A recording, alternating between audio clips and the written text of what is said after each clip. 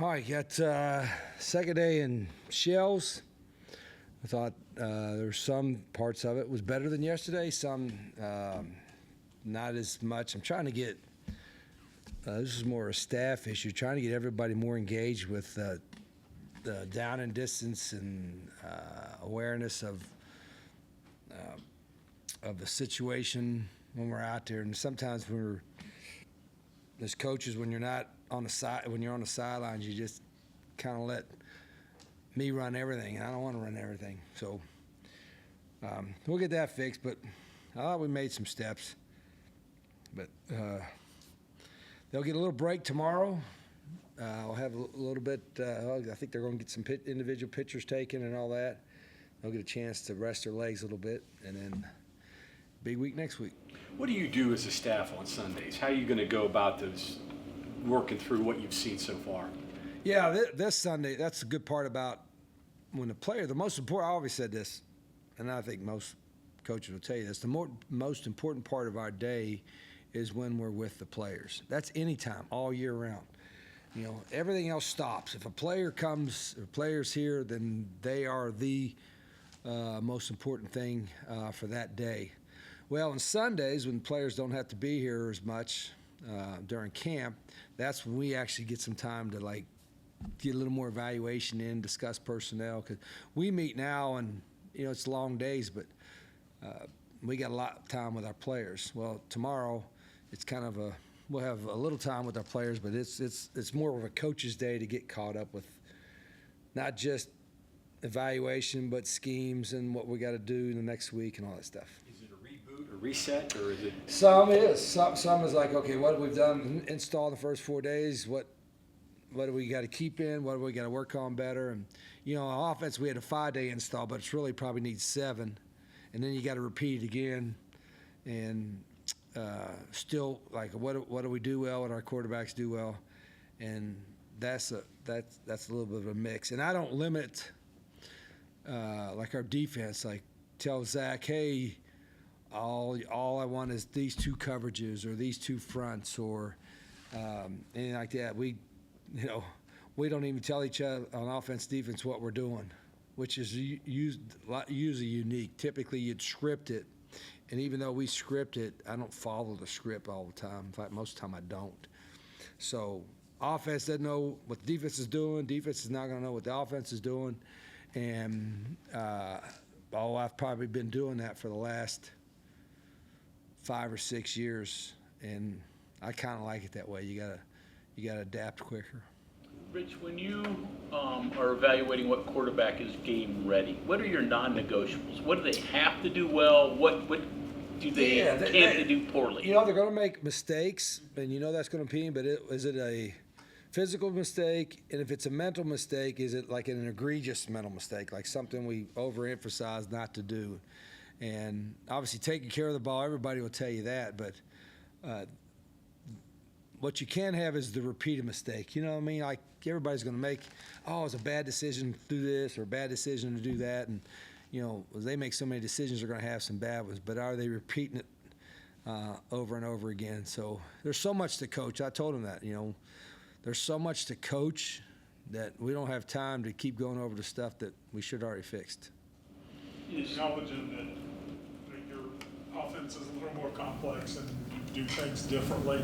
A lot of other coaches will say their install process is 3 days or maybe 4 days. You're saying that yours is 5, should be 7. Is that because you break it down more, or is there just so much more to cover? I think we're slower to put more in. A lot of people put it in 3 days, and they've got, 10 different runs in on the first day or something. I mean, we're slow to add, and it has to be relatable. In other words, I kind of our original 3-day, 4-day install, we haven't met at all because I'm like, we can't move on to that because we don't have this down yet.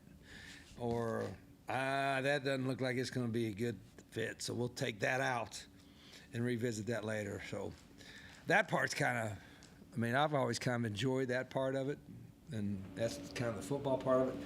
So but again, we're still, part of those decisions are made based on personnel too, like what our guys do well. So we'll figure it out. I've been running. It's not the exact same system for 28 or more than that, 35 years. But I inevitably go back to stuff that I'm really comfortable with and have done. So I don't know why sometimes, oh, they got great, that looks like a great idea, and then when push comes to shove, it's like, I don't know. The guy's picking it up. I mean, you go fast. It's really fast on both sides. Are they? Is it slowing down for them a little bit? And there's and related to that, the typical thought was like go slower till they learn it, and then once they learn it, you can go faster. And I'm just the opposite. The tempo's non-negotiable, so let's go and they got to learn it fast. So let's teach it, learn it fast, force feed it, and whatever you want to call it, and go. So that part of it, and that makes it harder. I understand it. I mean, they're still learning this formation signal first.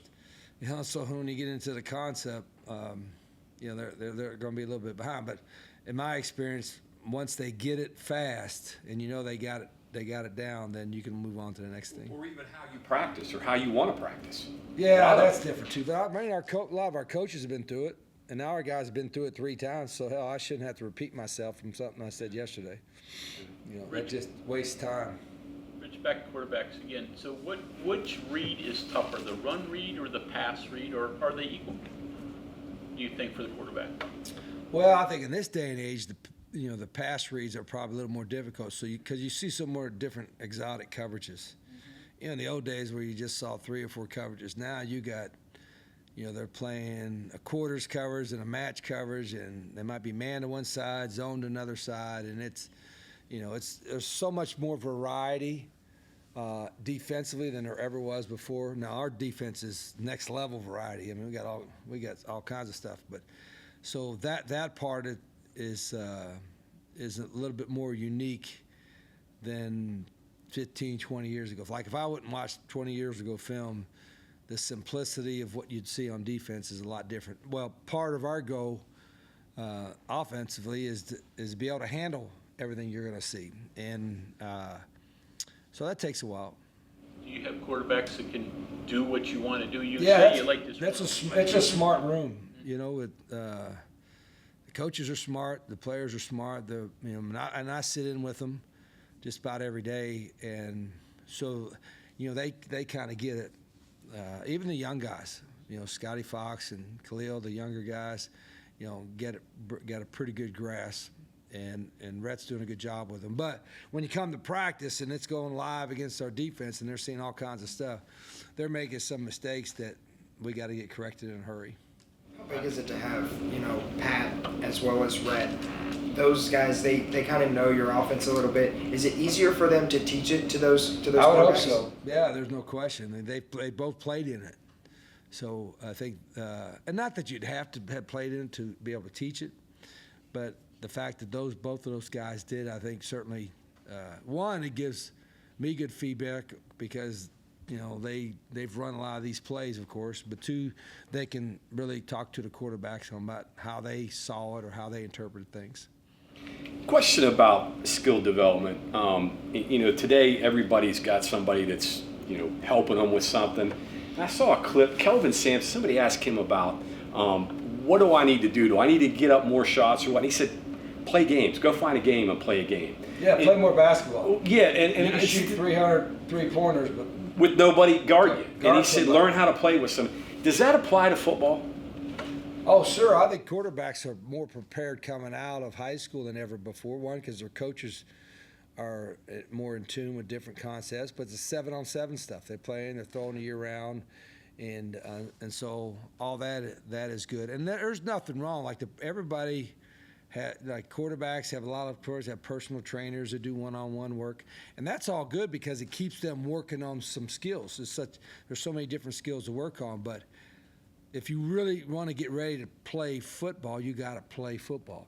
And so we do individual work, in every practice, whatever, but we'll do more teamwork, a lot more team work than individual work because of that same reason. I mean, it's 11 guys, 11 on team. So I'm more team probably heavy oriented than most coaches. I guess that was his message: is you got to learn to rely on your teammates.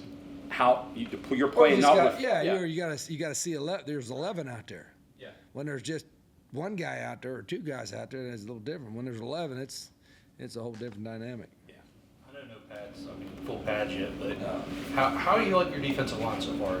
I think we're more athletic. A little bit. It looks like we got some pretty good competition from the guys that we added since the spring.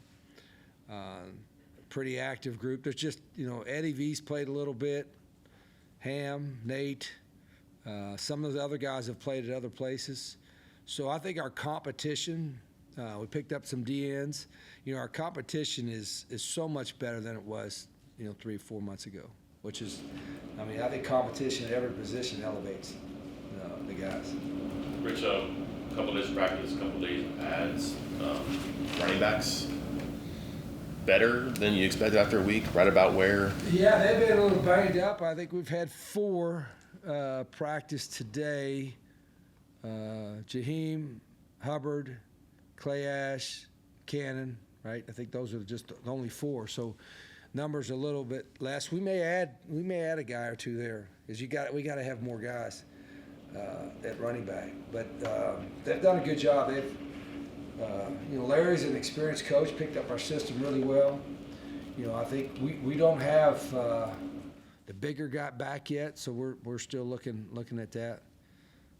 But it's a pretty good group.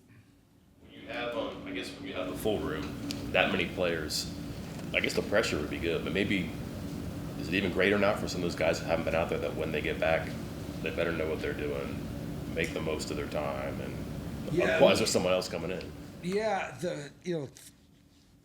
and I think anybody, I think players everywhere, not just here, they know when there's real competition. I think the one thing the players all want is playing time, right? Everybody wants to have playing time, and I tell the guys, don't worry about if you're first or second out there right now. Just make sure you're good enough to win with, and get to that point where we got to play you because you're good enough to win with. And I'm hoping there's more than 2 at every position. I don't know if we'll be that, but that they know. When they're right now for the next couple weeks, everybody's getting reps, and it'll be quality reps, and they're going to get a real chance to show what if they're learning, if they can help us win, and all that stuff. Rich, anything to report on the guys awaiting waivers? Nothing yet. We're still, it's on somebody else's timeline. It can be frustrating, but at the same time, that I see there was somebody the other day that just got eligible, and so we got 4 guys we're waiting on, and we'll see where that goes. Point where you may have to go to courts to get a decision, rather Sure, than yeah. say, Eventually, it seems like it goes to that. It seems like it's all the guys that decisions have been made in the last few weeks. It's been whatever court they went to or something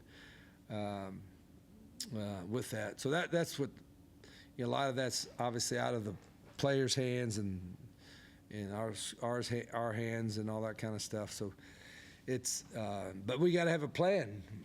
Plan if they're good. I hope it's all good and they can play. And if they can't play, does that mean we got to somehow find another guy or get somebody else ready? That's we got to can't put our head in the sand. We got to be ready for either outcome. frustrating for you? Oh, sure, because we Yeah, want to practice. We want to practice that from that standpoint. But also, this process takes a little longer than everybody wants.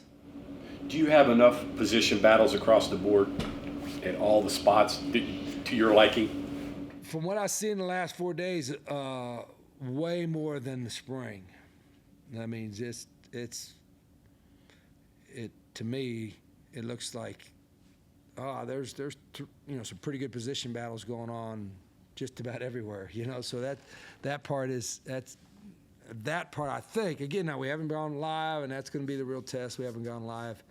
We've been in shells and shorts, but we got some pretty good competition going on. So the guys are pretty close, and there's not a huge. Yeah, and again, it's probably hard to decipher because when you're thudding and tagging, it's not the same as tackling. But I do think that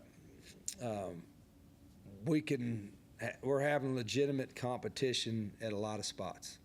Rich, you talked in the spring about your team needing to get faster. Did you get faster? Do you feel like you addressed that issue? I think we did with some personnel moves, and I think our strength staff did a good job.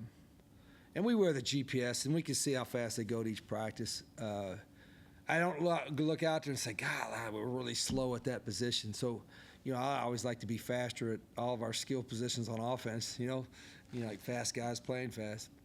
So I like to get faster there. But I think our team speed has been pretty good.